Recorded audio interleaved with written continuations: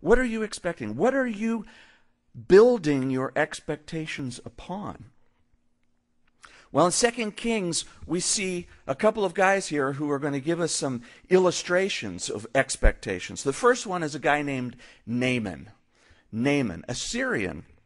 And so we pick it up in verse 1 of chapter 5 of 2 Kings. Now Naaman, commander of the army of the king of Syria, was a great and honorable man in the eyes of his master, because by him the Lord had given victory to Syria. He was also a mighty man of valor, but a leper. And the Syrians had gone out on raids and had brought back captive a young girl from the land of Israel. She waited on Naaman's wife.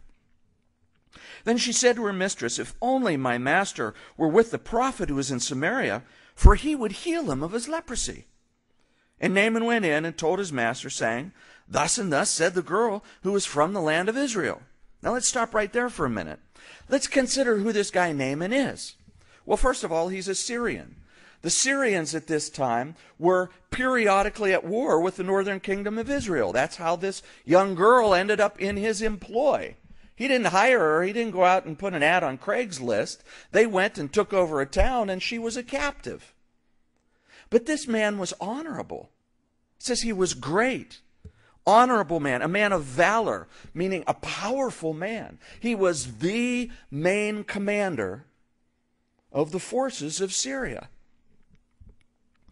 And it says he was a leper. Now, today, leprosy means Hansen's disease. It's a very debilitating disease that eventually just rots away your flesh, essentially. And in the scriptures, the word that is used for leprosy does not necessarily mean Hansen's disease. It means any variety of skin diseases or skin ailments. If he had Hansen's disease, he would have been isolated from people. They knew better than to keep a leper with leprosy in the way that we think of leprosy in amongst the people, because they knew how contagious it was. So this was some kind of serious skin condition, but not leprosy as we think of it. Now think about the kind of man he is, who he raided an Israeli town, captures somebody, she's the slave of his wife, and she wants to tell him how he can be healed of his leprosy. And there's no indication that she was doing that to kind of get away. Well, if I tell him this, maybe he'll be nicer to me. No, the implication is he's already pretty nice to her, and she wants to do something for her master. That's the kind of guy he is. This is an upfront, upright guy. And it says that the Lord, Yahweh, Jehovah, the Lord gave him his victories. So this was a spiritual man too. Even though he lived in Syria, he knew about Jehovah. He knew. Maybe he didn't have a full understanding. So this is a spiritually upright, though maybe not fully knowledgeable, powerful, great, kind, merciful man who happens to have leprosy or this skin condition. So now we read on, verse 5. Then the king of Syria said, "Go now, and I will send a letter to the king of Israel." So he departed and took with him 10 talents of silver, 6,000 shekels of gold, and 10 changes of clothing. Then he brought the letter to the king of Israel, which said, "Now be advised, when this letter comes to you, that I have sent Naaman my servant to you, that you may heal him of his leprosy."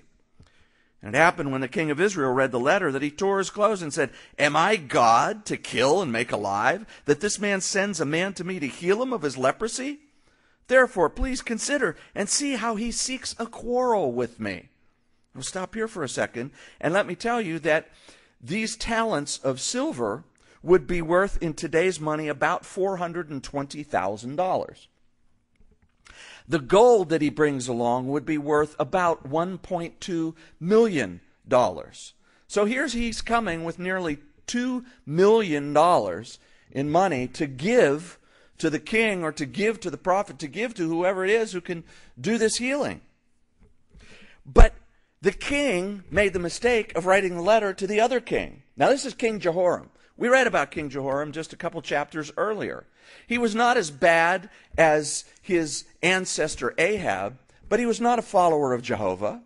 He still worshipped not the Baals, but he still worshipped the golden calves that Jeroboam had set up in northern Israel. So this guy was not a holy, righteous man, which is why when he read the letter, he didn't go, oh, I know who could take care of this. Elisha could take care of this. No problem. No, he looked at it and said, he's expecting me to heal this guy of leprosy? And he sends me all this money? He's just itching for a fight. He just wants me to say, well, I can't do it, so that he can say, well, then I'm going to wipe you out.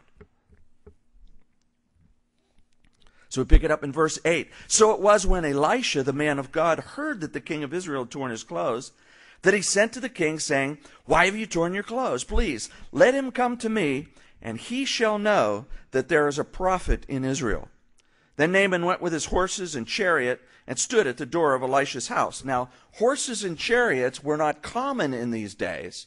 Certain areas had it. So the fact that he comes on a chariot, he's showing off. I mean, this is a sign of his power. This is Norman Schwarzkopf arriving in a tank or, in a whole parade of things. That's what this is. And he's showing his power as he's riding through the enemy's camp, essentially.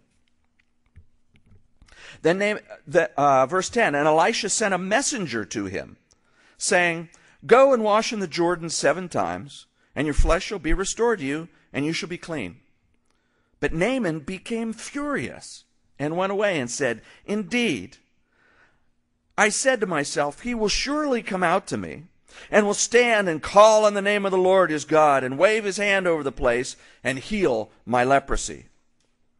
Are not the Abana and the Pharpar, the rivers of Damascus, better than all the waters of Israel?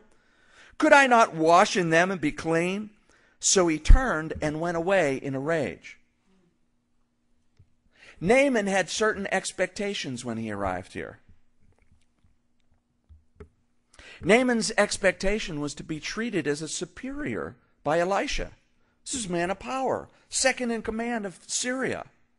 He's got a lot of money in his money bags he's willing to give out. He expected to be, treated with some superiority, like most people in Syria treated him. Naaman's expectation that there would be some kind of fanfare about the healing. Maybe Elisha would take his mantle off and swoop it around a little bit and he would fall down. Maybe he would jump up and down and cry out so the crowds could come around. Why did Naaman have that kind of expectation? Well, I would propose to you that Naaman had that expectation because of his pride. Because of his pride. He was a proud man, and he was expecting to be treated as such, and go wash in the Jordan? Now, if you've never been to Israel, you don't know the fact we read about the Jordan River and think about, whoa, the Jordan. Wow. It's kind of like the Rio Grande. I've written a couple songs about the Rio Grande from back in my days of songwriting. The Rio Grande. Man, I mean, the name alone, grand. I went to Albuquerque, and Krista and I went out to find it. And in the dry season, there ain't much to it. Coming down through Albuquerque, it's this marshy area with this little trickle going through. In the wet season, it builds a little bit more, but it's not much, at least not through Albuquerque. It's kind of like, that's the Rio Grande? Wow. The Ohio is so much bigger.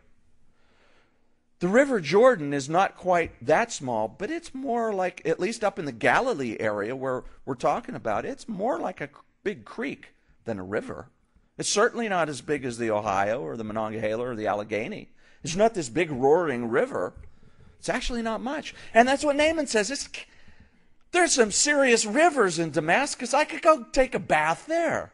Come on, you want me to wash in this little dirty stream? Forget it, buddy. Come out here and do something important. Come out and put on a show.